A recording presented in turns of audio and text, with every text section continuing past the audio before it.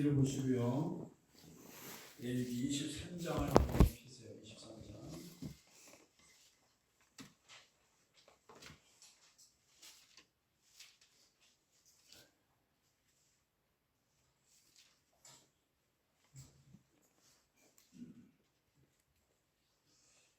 이제 레위기 23장에는 우리가 이제 성경에서 알고 있는 그 유명한 7대 절기가 있습니다. 그래서 우리가 7대 절기를 유무초오 나속초 뭐 이렇게도 좀 외웠습니다. 한번 따라해보세요. 유무초오 나속초. 자, 유는 뭐죠? 유월절, 무는 뭡니까? 무교절, 그다음에 유무초는 뭐예요? 초시절, 오는 오순절, 그다음에 나팔절, 속죄절, 속죄일, 대속죄일, 초막절, 초막절 혹은 장막절 이렇게 또 수장절이라고도 하고 있죠. 그래서 제가 지방회장 할 때 우리 그 부회장 장로님이 부평제일교회 장로님이셨는데 한 말씀드렸죠. 그분 권사님 이제 1년에 한 번씩 이렇게 임원 수련회가 있거든요. 그래서 임원 수련회 가셨는데 소개를 하는데 이 권사님이 자기 이름이 유호장이에요. 유호장. 그래서 유월절, 오순절, 장막절 3대 절기를 이름으로 갖고 있는 참 그런 권사님이셨는데 임원할 때 참 그 장로님이 너무나 신앙이 좋으시고 또 성품도 아주 좀 좋으시고 권사님. 그래서 이렇게 참 지금도 좋은 관계를 지내고 있습니다만 하여튼 우리가 이 레위기 23장에 7대 절기가 다 있기 때문에 여러분들이 7대 절기는 어떻게 보면 영적으로 보면 예수님의 사역을 다 의미하는 거거든요. 그리고 이 절기가 결국은 우리를 향한 하나님의 사랑이 녹아져 있기 때문에 우리가 절기를 영적인 의미를 여러분들이 지금은 늘 말씀드립니다만 예수님 실체이신 예수님이 오므로 인해서 레위기의 제사법이라든지 절기를 우리가 문자 그대로 뭐 양 잡아서 또 피 바르고 뭐 이렇게 우리가 하지 않잖아요. 그러나 그 유월절 혹은 오순절 거기에 담겨 있는 영적인 메시지, 영적인 교훈 그리고 주님의 그 절기 속에 녹아져 있는 예수 그리스도의 사역들 이런 것들을 여러분들이 잘 좀 깨닫고 배울 수 있는 귀한 시간 됐으면 좋겠습니다. 지난 시간에 우리가 6월절하고 무교절 좀 봤었죠. 그렇죠? 네. 그래서 성경을 우리가 1절부터 8절까지 읽은 것 같아요. 네. 그래서 1절부터 8절, 6월절은 쉽게 얘기해서 우리가 애굽에서 출애굽할 때 구원받은 사건을 이제 행하는 그러한 절기였기 때문에 예수 그리스도의 구속의 사역을 예표한다. 여러분 이걸 꼭 놓치면 안 됩니다. 그러니까 우리의 구원의 시작, 죄로 말미암아 또 마귀에게 묶여 있고 세상에서 묶여 있고 종노릇하고 있는 우리를 이제 하나님께서 예수 그리스도의 보혈의 은혜를 통해서 우리를 구속하신 그래서 그것이 영적인 의미가 있다. 그래서 예수 그리스도의 십자가 구원의 그런 사역이 바로 이제 6월절이라고 볼 수가 있습니다. 그래서 6월절은 우리가 얘기한 것처럼 누룩을 넣으면 안 됩니다. 누룩은 또 죄를 상징하고 세상의 기쁨을 상징하는 거기 때문에 누룩을 넣지 않는 그런 그 딱딱한 누룩 없는 무교병, 무교빵이죠. 그 빵을 먹고 그다음에 쓴나물과 함께 애굽에서 우리가 이렇게 고난을 당했다 이런 것들을 그들이 잊어버리지 않기 위해서 쓴나물 그리고 딱딱한 누룩 없는 맛없는 이 무교병을 먹고 어린 양을 잡아서 그들이 먹었다 이렇게 여러분들이 보시면 되겠고 그다음에 여기에서 그 6월절이 이렇게 넘어가다 그거잖아요. 그러니까 죽음의 사자가 장자 재앙으로 다 애굽에 있는 왕으로부터 하인에 이르기까지 노예에 이르기까지 또 심지어 가축까지도 이스라엘 백성들이 있는 고센 땅에는 양의 피를 문설주 문인방에 발랐기 때문에 죽음의 천사가 넘어가고 그래서 6월이죠. 그리고 이제 애굽에는 그 장자의 재앙 모든 장자가 다 죽임을 당하는 그걸 통해서 결국은 출애굽하게 되는 그래서 얼마나 중요하냐면 너희들의 해의 시작을 삼아라. 그래서 우리가 니산월 이제 이렇게 말을 하고 있는데 유대인들은 어떻게 보면 지금 태양력, 그다음에 태음력, 달력이요. 음력과 양력보다도 그들에게는 더 영적으로 또 그들이 실제적으로 정통적인 유대인들은 이 그 종교력을 굉장히 더 앞세우고 중요시 생각한다는 것도 우리가 볼 수 있고, 유교절이 14일 날 1월 14일 날 저녁부터, 이스라엘은 여러분 저녁이 하루의 시작입니다. 그래서 저녁이 되고 아침이 되잖아요. 저녁이 하루 시작이에요. 1월 14일 날 이제 유월절을 지키고 15일이 되면은 이제 무교절이 되는 거예요. 그 아침이. 그러면 15일부터 바로 이어지는 무교절. 이것은 이제 7일 동안 무교병을 먹는다 했습니다. 똑같습니다. 누룩이 들어가지 않은 그런 딱딱한 그러니까 그 애굽에서의 고난을 기억하고, 또 어떻게 보면 구원받은 자의 유월절로 인해서 구원받았잖아요. 그러니까 구원받은 어떤 우리에게 영적인 메시지죠. 구원받은 사람들의 삶은 어떻게 보면 누룩이 들어가지 않은 무교병적인 삶이 되어야 된다. 세상의 향락이나 세상의 기쁨이 아닌 예수 그리스도 안에서 살아가야 된다. 이제 이런 것들이 하나의 영적인 메시지가 된다고 우리가 볼 수 있겠습니다. 자, 그리고 이제 첫날도 성회로 모이고 노동하지 말고 1회 동안 계속 번제를 드려야 되고요. 태워서 드리는 거죠. 화제는. 또 7째 마지막 날에도 성회로 모이라, 일하지 말라, 이제 이렇게 말씀을 이제 하고 있습니다. 자, 그리고 우리가 지난 시간에 이제 하지 않았습니다만 여러분들 9절부터 한번 좀 읽어보겠습니다. 9절부터 14절까지를 먼저 읽습니다. 시작. 여호와께서 모세에게 말씀하여 이르시되 이스라엘 자손에게 말하여 이르라. 너희는 내가 주는 땅에 들어가서 너희의 곡물을 거둘 때에 너희의 곡물의 첫 이삭 한 단을 제사장에게로 가져갈 것이요, 제사장은 너희를 위하여 그날의 여호와 앞에 기쁘게 받으시기 되도록 흔들되 안식일 이튿날에 흔들 것이며, 너희가 그날을 흔드는 날에 1년 되고 흠없는 순양을 여호와께 번제로 드리고, 그 소재로는 기름 섞은 고운가루 10분의 2 에바를 여호와께 드려 화제로 삼아 향기로운 냄새가 되게 하고, 전제로는 포도주 4분의 1을 쓸 것이며, 너희는 너희 하나님께 예물을 가져오는 그날까지 떡이든지 볶은 곡식이든지 생 이삭이든지 먹지 말지니 이는 너희가 거주하는 각처에서 제대로 지킬 영원한 규례입니다. 자, 지금 여러분 보면은 여기 지금 9절부터 지금 말씀하고 있는 것은 이제 첫 이삭 한 단입니다. 이렇게 첫 이삭 한 단을 바치는 절기인데, 이것이 바로 이제 성경에서 이야기하고 있는 초실절입니다. 처음 익은 보리, 처음 익은 곡식을 하나님께 드리는, 그래서 우리가 초실절이라고 하는 거예요. 처음 수확한 곡식을 하나님께 드리는 이러한 절기가 바로 초실절인데, 이 초실절은 영적인 의미로는 바로 예수 그리스도의 부활을 상징하고 있다. 자, 6월절이 예수님의 십자가의 죽음을 상징한다고 하면은 또 이 초실절은 바로 예수 그리스도의 부활을 상징하고 있다. 그래서 보리를 추수할 때 처음 익은 곡식을 갖다 보리단을 하나님께 흔들어서 이제 드리는 것이죠. 그래서 우리가 이때는 이제 보리 추수의 첫 단을 드리고, 그 다음에는 또 뭐가 나오죠? 1년 된 순양을 번제로 이렇게 하나님께 태워서 드려라, 이렇게 말씀을 하고 있습니다.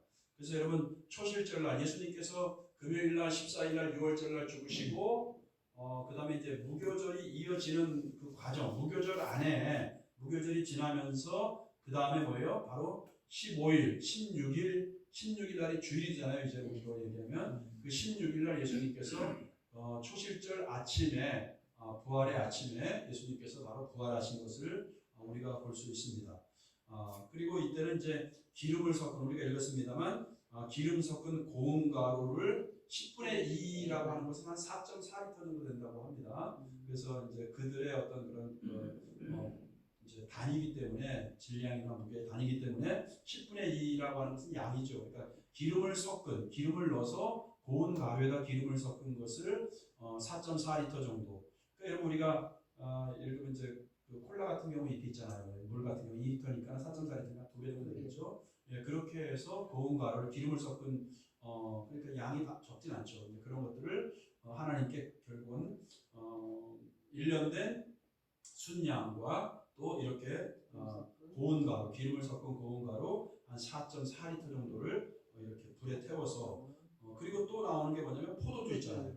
예, 포도주도 한 1리터 정도, 뭐 4분의 1 뭐 이렇게 나오지만 그 전제로 같이 부어서 드리는 게 전제거든요. 그것을 먼저 드려라. 그리고 그것을 먼저 드리기 전에는 먹으면 돼요, 안 돼요? 안 됩니다. 우리가 지금 읽은 것처럼 이 모든 것을 포도주도 1리터 정도 부어서 전제로 드려야 되고 또 고운 가루도 4.4리터 기름을 이렇게 넣어서 기름을 섞은 것을 또 번제로 드려야 되고 또 1년 된 순양을 번제로 다 태워 드린 다음에 그 다음에 바로 그들이 초실절 제사 후에 뭐 떡이든지 지금 우리 읽었잖아요. 뭐 볶은 곡식이든지 혹은 생곡식이든지 바로 하나님께 먼저 드린 다음에 생곡식이든지 볶은 것이든지 그다음에 떡이든지 뭐 이런 것들을 우리가 먹을 수 있었다. 그러니까 이것은 뭐예요? 하나님께 먼저 우리가 드리고 난 다음에 1년 농사의 첫 수확물이거든요. 보리 추수를 먼저 하니까 첫 단을 먼저 하나님께 드린 다음에 그 다음에 그들이 먹을 수 있었다. 근데 보리만 드리는 게 아니고 초식절은 1년 된 순양을 드렸고요. 그 다음에 고운 가루, 그죠? 10분의 2 에바가 있는 기름 섞은 것을 같이 드렸고 또 포도주도 한 2리터 정도를 전제로 부어서 함께 드렸다. 자, 그렇게 그래서 이거를 너희가 대대로 지켜야 될 것이다 이랬는데 제가 지난번에 이야기한 것처럼 그들이 성경의 역사를 보면은 이제 그 유월절을 드렸다는 게 6번 정도밖에 안 나오거든요. 그러니까 그들이 그만큼 하나님의 말씀대로 행하지 않고 지키지 않은 걸 볼 수 있어요. 그리고 우리가 이제 그 24장 또 이제 25장에 가면 여러분 안식년 희년이 나오거든요. 24장 가면은 안식년 희년이 나오는데 이제 그때 우리가 나누겠습니다만 특별히 이제 희년에 보면은 25장 21절을 한번 먼저 생각나게 말씀드릴게요. 한번 보시죠. 25장 21절에 보니까 이제 25장에는 특별히 이제 안식년하고 희년에 대해서 말씀하거든요. 안식년은 여러분 몇 년째가 안식년이에요? 50년. 아니 안식년. 7년. 희년이 권사님한테 50년. 근데 자 안식년도 마찬가지고 희년도 마찬가지고 지금 무슨 얘기냐면은 21절 한번 보세요. 얘가 명령하여 21절 25장 시작. 내가 명령하여 여섯째 해에 내 복을 너희에게 주어 그 소출이 3년 동안 수위에 족하게 하리라. 자 여기서 여러분 25장 하면서 자세히 설명하겠습니다만 여기서 여섯째 해라는 것은 지금 우리 여기서는 뭐냐면 8절부터는 희년에 대한 거거든요. 그러면 희년은 여러분 우리 명호 권사님이 말한 것처럼 안식년이 7번 그러니까 7, 7이 49죠. 그러니까 49년 그 다음에 플러스 1이잖아요. 그죠? 50년째 되는 게 바로 희년이란 말이에요. 근데 예수님께서 누가복음 4장에서 은혜의 해를 선포했잖아요.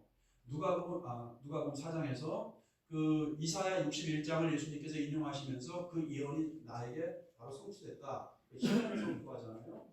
죄와 사망에서 묶여 있는 예수님 자체가 이제 그 영적인 그 희년을 성취하신 분이신데, 근데 7, 7이 49가 49년이잖아요. 그럼 50년째 되는 때가 바로 희년이에요. 그러니까 이 희년이 되면 모든 종도 자유로 다 돌려보내야 돼요.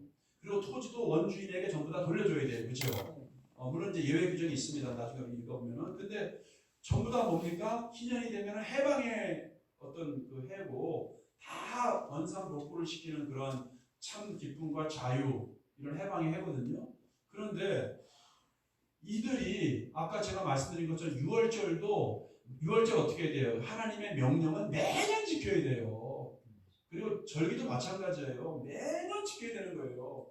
1년의 그 농사의 어떤 그런 그 프로그램, 농사의 시즌에 맞춰서 하나님께서 지금 6월절부터 저기 장마절까지 하나님께서 쭉 주셨단 말이에요. 1년에 매년 지켜야 돼요. 이거는 이 절기를 지키면서 우리가 살아계신 하나님을 우리가 실제로 느껴야 되고 그 하나님께 감사해야 되고 그 하나님께 교제하는 거거든요. 그런데 이들이 이 절기도 안 지켰고 그리고 안식년도 6년 한 다음에 7년째 지켜야 되고 그러니까 토지도 쉬게 하라 그랬어요. 토지도. 그러니까 토지도 경작하면 안 돼요. 땅도 쉬게 하라 그랬어요. 안식년 때는. 농사지면 당연히 안 되는 거고. 그런데 지금 여기서는 저와 여러분 읽은 거는 지금 21절이잖아요. 이거는 안식년도 아니고 뭐라고 지금 희년에 관한 메시지예요. 그럼 희년에 관한 메시지인데 여섯째 해라고 하는 것은 뭐냐면 자 안식년이 여섯째 해가 돼야 돼요. 그러면 7년에서 지금 6번이 맞단 말이에요. 그죠? 6번이 끝나고 7번째 되면은 이제 그게 안식년이면서 희년이 되는 거잖아요. 이해가 됩니까? 지금 무슨 말인지? 그래서 여기서 6번째는 뭐냐면 안식년 6번째를 얘기하는 거예요. 안식년 6번째. 자, 그러면 안식년 6번째가 되면은 6번째가 이렇게 되면은 그게 끝나면 이제 뭐예요? 바로 6번째가 되면은 바로 그 다음에도 안식년이 되면서 49년이잖아요. 49년도 안식년이니까 일을 하면 안 돼. 돼요, 안 돼요? 안 돼요. 1년 동안 하면 안 돼요. 근데 그 다음에가 또 뭐라고? 희년이잖아요. 그러면 2년 동안 농사를 지으면 돼야 안 돼요? 안 되는 거예요. 그래서 여기 보면은 자 21절 다시 보세요. 여섯째 해에 하나님이 내 복을 너희에게 주어. 그러니까 복은 누가 줘야 되는 거예요? 하나님. 여기서는 완전히 우리의 생존과 육신적인 환경의 복을 얘기하는 거예요. 먹고 살아야 되잖아요. 오늘날로 말하면 경제적인 물질의 복을 얘기하는 거예요. 여기서는. 근데 그 여섯째 해에 내 복을 너희에게 주어. 당신은 농경사이니까 지금하고는 좀 틀리죠. 근데 그 소출이 몇 년 동안? 3년 동안. 3년 동안 쓰기에 족하게 아니라. 왜? 네. 2년 동안 돈 벌 수 있어요, 없어요? 요즘으로 얘기하면 못 버는 거예요. 왜냐면은 안식년이죠. 그 다음에 희년이죠.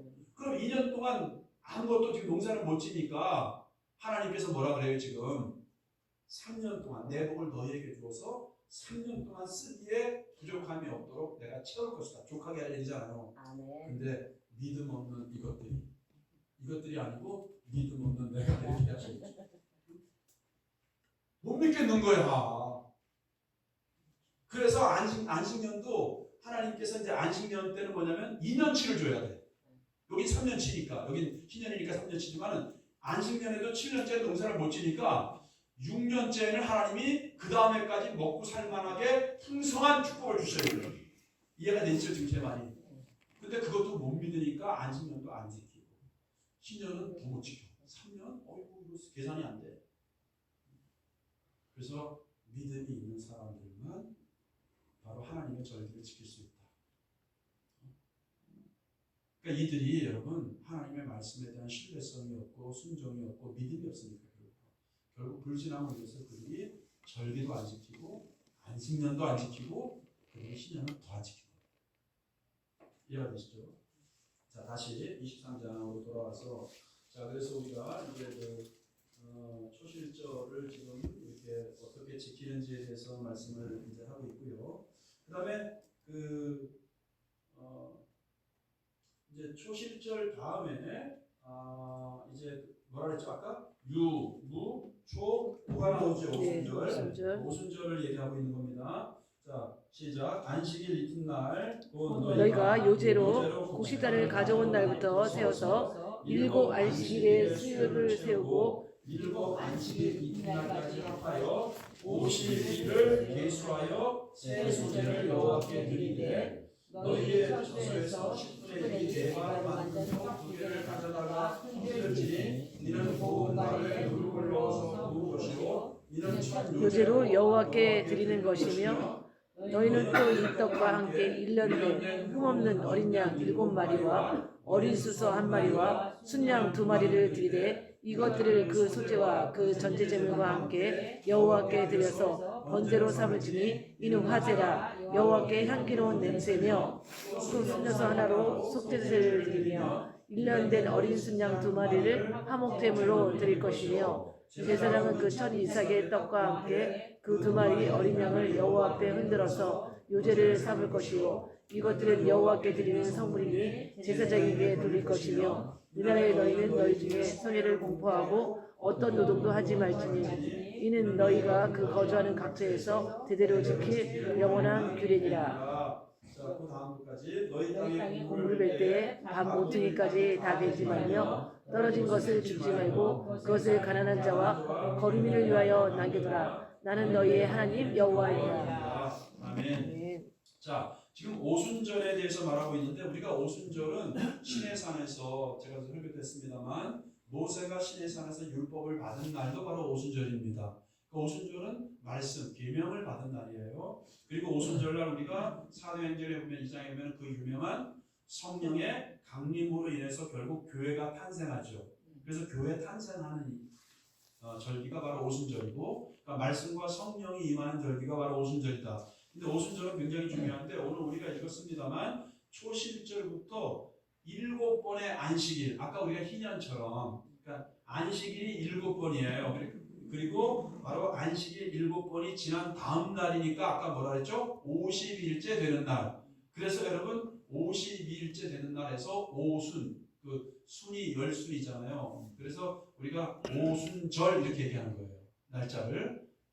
그래서 초실절에서부터 50일째 되는 날, 이 날을 바로 우리는 이제 오순절이라고 하기도 하고, 성경에서는 또 뭐라 그러죠? 77이니까 77절이라고 하기도 하고, 또 그 다음에 이 날은 또 뭐라고 얘기도 해요? 맥주절, 맥주, 보리 추수를 또 하는 그런 시기이기 때문에 맥주절. 그러니까 아까는 보리가 아니고 제가 잘못 얘기했네요. 보리가 아니고 밀을 처음으로 수확하는 날이기 때문에 그래서 우리가 일단 이제 맥주절 이렇게 이제 그 밀맥자를 쓰죠. 밀보리 그게 아니고 밀맥입니다. 그래서 맥주절. 그래서 오순절의 이름이 몇 개예요? 3개. 오순절, 그다음에 7절. 7절은 숫자적인 개념으로. 맥주절. 그다음에 또 이제 밀을 또 첫 수확하니까 맥주절. 이제 그렇게 하는 거죠. 우리 한국교회에서는 이제 우리가 7월 1일을 맥주절로 이렇게 우리가 또 드리고 있죠. 오순절로. 그렇게 이야기합니다. 그래서 밀로 만든 그 밀곡식 있죠. 이거로 빵을 만들어서 2개를 만들어서 하나님께 드려라. 이제 우리가 그렇게 읽었습니다. 그리고 이제 번제를 드릴 때는 1년 된 양 몇 마리라 해요? 7마리. 완전수죠. 그 다음에 여기서는 가장 비싼 겁니다. 그러니까 오순절날은 크게 하나님께 드려야 되는 거예요, 사실은. 왜냐면 양도 아까 초실절하고 여러분 이게 규모가 다르잖아요. 저기 초실절에서는 1년 된 순양을 번제로만 드리라 했잖아요. 근데 이 오순절, 이 맥주절은 굉장히 사실 의미가 있는 겁니다. 근데 오늘날 교회에서 이 영적인 의미가 물론 중요합니다만 어떤 교회는 맥주절도 이제 안 드려요. 이 영적인 의미가 사실 굉장히 중요한 메시지가 여기 담겨 있거든요. 그래서 그 1년 된 양이 한 마리가 아니고 여기서는 벌써 7마리고 그 다음에 숫송아지예요. 숫송아지 한 마리 드리고 또 순양을 아까 번제에서는 초실절에서 한 마리인데 여기 또 2마리예요. 그렇죠? 그리고 이날 속죄제를 같이 드리는 거예요. 또 그래서 순염소 하나, 그 다음에 화목제도 드려요. 그러니까 이때는 여러분 제사가 많습니다. 번제 드리죠. 그 다음에 속죄제 드리죠. 또 화목제 드리죠. 그래서 화목제는 이제 동네 잔치 개념이 있다 했습니다. 그러니까 추수하고 난 다음에 그 소와 양을 잡았잖아요. 그래서 이제 이걸 갖다 동네 잔치 형식으로 또 이렇게 하면서 그 다음에 우리가 맨 마지막에 읽었습니다만 또 그 다음에 뭐예요? 너희 땅의 곡물, 이게 밀을 다 추수할 때 다 베지 말고 밥 모퉁이 뭐예요? 남겨두라. 또 떨어진 것도 줍지 말고 가난한 자와 나그네를 위해서 남겨두라. 그러니까 이거는 가난한 자를 위해서 또 함께 나누는 것. 이게 바로 맥주절 혹은 오순절에 있는 그런 의미가 되겠습니다. 그래서 흔들어서 드리는 게 바로 흔들지니, 이거는 요제를 얘기하는 것이거든요. 요제로 흔들어서 하나님께 흔들어서 우리가 하나님 앞에 드리는 것. 그래서 노동도 해서는 안 되고 불도 피우면 안 되고 그죠? 성회로 모여야 되고 이렇게 이제 하라고 하나님께서 말씀을 드린 걸 볼 수 있습니다. 그러니까 우리가 레위기를 통해서 그러니까 우리가 이제 이 정신들을 우리가 잘 좀 이해를 하고 이거 좀 배워야 될 줄 믿습니다. 그 다음에가 여러분 이제 그 다음에 노했죠. 그 다음에 초했죠. 오했죠. 그 다음에 뭐가요? 나팔절이지, 나팔절. 그래서 나팔절인데 23절부터 한번 읽어보겠습니다. 시작. 여호와께서 모세에게 말씀하여 이르시되 이스라엘 자손에게 말하여 이르라. 7째 달 곧 그 달 첫날은 너희에게 쉬는 날이 될지니 이는 나팔을 불고 기념할 날이요 성회라. 어떤 하지 말고 여호와께 화제를 드릴지니라. 자, 여기 보면 여러분 일곱째 달 그랬잖아요. 일곱째 달이라고 하는 것 자체가 태양력이나 음력을 얘기하는 게 아니고 이스라엘 종교력을 얘기하는 겁니다. 그러니까 종교력으로 7월을 얘기하는 거예요. 그래서 7월 첫째 날이잖아요. 그죠? 그 달 첫날이니까 7월 1일이 되거든요. 이 7월 1일 날 바로 나팔을 불어서 너희가 그러니까 이스라엘에게는 그때가 바로 새해예요. 새해. 7월 1일이 새해예요. 새해. 그래서 나팔을 불어서 나팔절로 이제 하나님께 드리라 이제 이렇게 하는데 이게 중요한 건 뭐냐면 이스라엘에게는 이게 우리는 지금 새해가 뭐 2월 1일이잖아요. 근데 이스라엘은 종교력으로 바로 이 7월 1일 나팔절이 그들은 새해로 맞이해서 그때 새해 인사를 하고 새해 인사를 한다는 거예요. 전통적인 유대인들. 자, 그래서 여러분 보세요. 그러니까 이스라엘은 한 해에 우리랑 좀 다른 게 뭐냐면 한 해의 끝이 바로 여름이에요. 우리는 12월이잖아요. 태양력이잖아요. 이스라엘은 종교력으로 볼 때는 여름이 한 해의 끝이에요. 여름이 거의 여름 시즌이. 그리고 이제 가을 되는 게 바로 한 해의 또 시작 이런 메시지가 있어요. 이런데 한 해의 시작이고 이 나팔절은 여러분 아까 우리가 초실절은 예수님의 부활이었죠. 근데 나팔절은 뭐냐면 이제는 영적인 의미가 뭐가 있냐면 예수님의 부활이 아니고 따라해보세요. 성도의 부활이다. 성도의 부활이다. 성도의 부활을 상징하는 게 부활의 천년매이신 예수님이 부활한 것처럼 우리도 뭡니까? 성도들도 예수님 안에서 우리가 부활할 것이다. 이 상소망을 갖는 그런 절기가 바로 나팔절이다. 이스라엘에서는 이제 나팔을 불 때 여러 가지 그 케이스가 있을 때 예를 들면 이제 그 전쟁을 할 때도 나팔을 불었고요. 또 회중들이 성회로 모일 때 있죠. 성회로 모일 때도 나팔을 불었고요. 또 심지어 이제 왕이 왕으로 이렇게 등극할 때 그럴 때도 나팔을 불 것을 볼 수가 있습니다. 자, 26절도 그 유명한 이제 속죄일입니다. 32절까지 읽습니다. 26절에서 시작. 여호와께서 모세에게 말씀하여 이르시되 일곱째 달 열흘날은 속죄일이니 너희는 성회를 열고 스스로 괴롭게 하며 여호와께 하제를 드리고 이날에는 어떤 일도 하지 말 것은 너희를 위하여 너희 하나님 여호와 앞에 속죄할 속죄일이 됨이니라. 이날에 스스로 괴롭게 하지 아니하는 자는 그 백성 중에서 끊어질 것이라. 이날에 누구든지 어떤 일이라도 하는 자는 내가 그의 백성 중에서 멸절시키리니 너는 아무 일도 하지 말라. 이는 너희가 거주하는 각처에서 대대로 지킬 영원한 규례니라. 이는 너희가 쉴 안식일이라. 너희는 스스로 괴롭게 하고 이달 아흘의 날 저녁 곧 그 저녁부터 이튿날 저녁까지 안식을 지킬지니라. 자, 속죄일을 하는데 제가 지금 아까 나팔절에서 한 가지 중요한 걸 빼냈네요.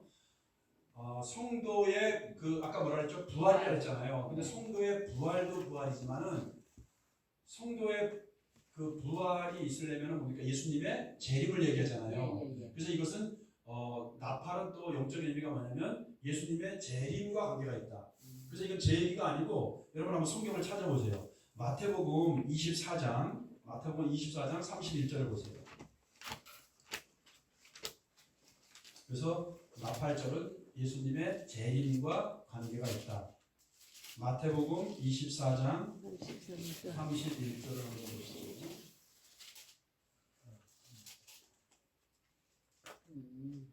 24장 31절. 다 찾으셨습니까? 우리 읽어볼까요? 시작. 그가 큰 나팔 소리와 함께 천사들을 보내리니 그들이 그의 택하신 자들을 하늘 이 끝에서 저 끝까지 사방에 모으리라. 자, 예수님을 얘기하는 겁니다. 그는 뭐와 함께 큰 나팔 소리와 함께 천사들을 보내리니 천사들이 택하신 자들 우리 아니겠습니까? 할렐루야. 저희들을 택하신 자들을 하늘 이 끝에서 저 끝까지 구원받을 사람들을 다시 모은다. 그래서 예수님의 재림과 바로 나팔절은 또 관계가 있다. 우리 성도들의 부활 플러스 그리고 여러분 마찬가지입니다. 사도 바울도 고린도전서 15장을 한번 가보시죠.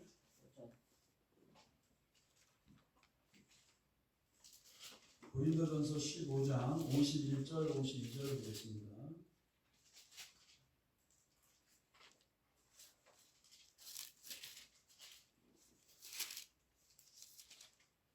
고린도전서 15장 51절 52절 보겠습니다. 다 찾으셨으면 아멘. 아멘. 284페이지입니다. 시작. 보라, 내가 내가 너희에게 비밀을 말하노니 우리가 다 잠들 것이 아니요 마지막 나팔의 순식간에 호련이다 변화되리니 나팔 소리가 나매 죽은 자들이 썩지 아니할 것으로 다시 살아나고 우리도 변화되리라. 자, 우리가 여기서 이제 휴거라는 어떤 그 신학적인 용어를 만들어냈는데 그 학자들이 여기 보세요. 비밀이라고 말하고 있는 거예요. 이 나팔절의 비밀입니다. 비밀. 이게 굉장히 영적으로 중요한 것이죠. 자, 비밀을 말하는데 우리가 다 잠잘 것이, 여기서 잠잔다는 것은 성경의 히브리인들에게는 죽음을 얘기하는 거거든요. 근데 다 이게 죽음으로 끝나는 것이 아니고 죽어 있는 상태에서 마지막 나팔이 불려질 때 죽어 있는 것들이 이건 뭐 하나님의 신비로운 거니까 순식간에 나보려니 변화되리라는 거예요. 그래서 우리가 실령체, 영체로 우리가 변화되는 것이죠. 육에도 몸이 있을 즉 영의 몸도 있다고 이렇게 성경은 말하고 있잖아요. 그러니까 실령체로 다 마지막 예수님 재림에서 나팔 불 때 우리가 영체로 우리가 변화된다는 겁니다. 그리고 그 다음에 또 강조하고 있어요. 나팔 소리가 나면 죽은 자들이 그랬죠. 자, 우리 죽은 사람들이 있잖아요. 그죠? 또 우리도 죽을 것이고, 물론 우리가 생전에 주님이 오시면은 죽음을 보지 않고 우리가 또 변화될 것입니다. 그래서 우리가 이제 죽음을 보지 않고 우리가 휴거된다 이제 이렇게 말하고 있는 것인데, 바로 여기서도 바로 마지막 나팔, 예수님의 재림과 관련이 있다 이렇게 말씀을 하는 거고, 그 다음에 한 구절만 더 보시죠. 데살로니가전서 4장을 한번 보봅시다. 데살로니가전서 4장.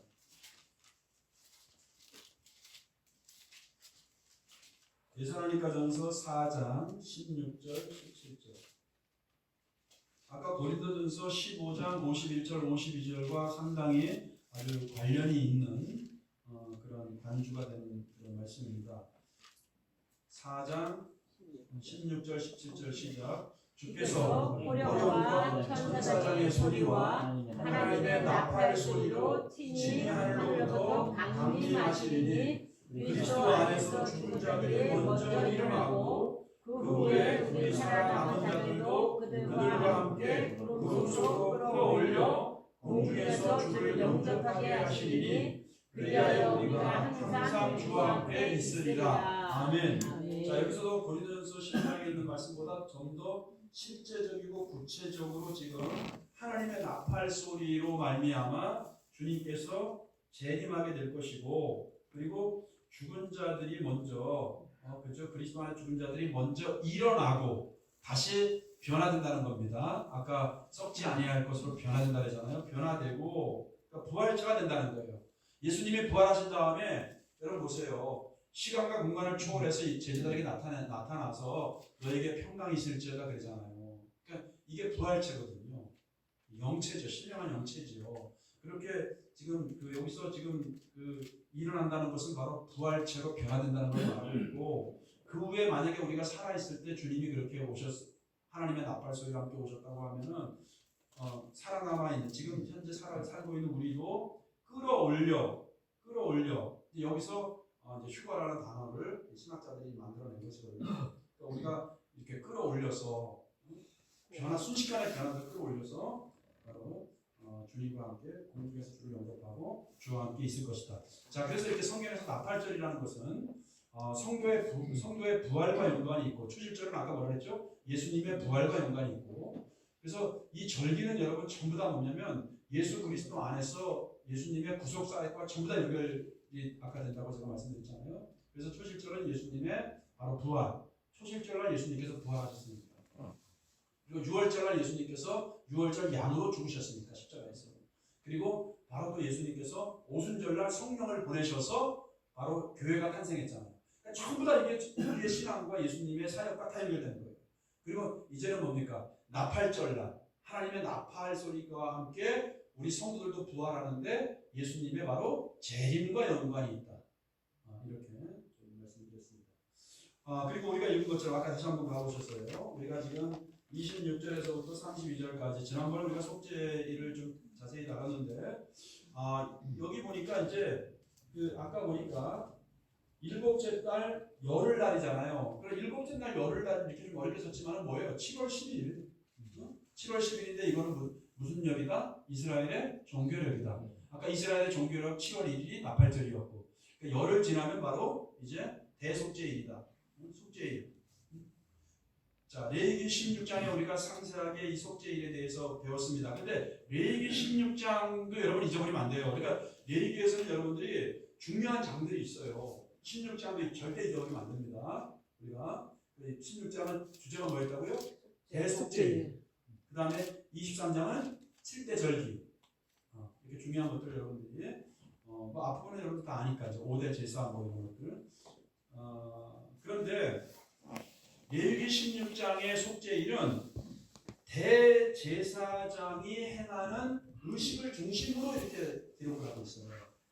잘 들으셔야 돼요. 그러니까 레위기 16장은 속죄일에 대해서 우리에게 가르쳐주고 있는데 말씀하고 있는데 누구 중심이었다? 대제사장 중심으로 그렇게 기록을 했다. 자, 근데 여기서는 지금 보면은 레위기 23장에 지금 짧게 몇 구절 안 되는 이 범위지만 여기서의 그 대속죄일에 대한 거는 일반 백성들 있죠. 일반 백성들 중심으로 초점을 맞춰서 기술을 한 거예요. 그러니까 16장은 대제사장 중심으로 초점을 맞춰서 기술한 거고 여기서는 일반 백성을 중심으로 이제 기술을 한 것이다. 여러분들이 그렇게 이제 보시면 알고요. 마찬가지입니다. 속죄일이니까 스스로 괴롭게 하라는 것은 금식하라는 거예요. 그러니까 우리 저기 이달수 목사님 잘하고 계시는 거예요. 영적으로 깨어서만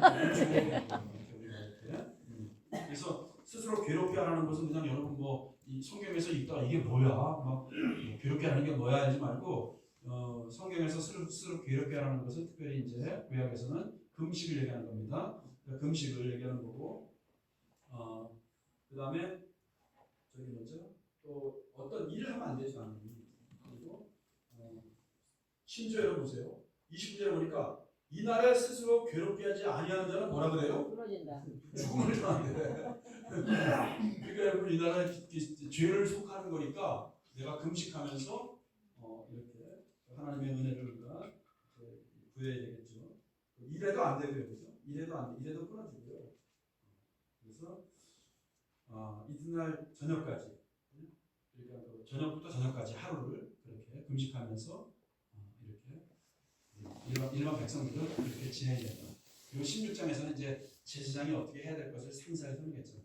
여기는 백성들은 특별히 할 게 없으니까 그냥 금식하면서 하나님의 은혜를 구하면서 그렇게 일하면 안 되고 여 앞에 이제 숙제하면서 나가는 거니까 이렇게 짧게 기술을 하고 있는 것입니다. 그러니까 어떻게 보면은 지금 그 대속죄일의 백성들의 가장 중요한 행할 의무는 뭐예요? 금식이라고 볼 수 있겠죠. 금식하는 거. 하도 많은 데는데 이달수 목사님 7일 동안 하고 있으시니 하여튼 여러분 이제 속죄일의 그 메시지가 일반 백성들에게는 이제 하루 금식 그런 게 되겠습니다. 자, 시간이 됐기 때문에 우리가 마지막 그 추막절 있죠. 추막절 그 중에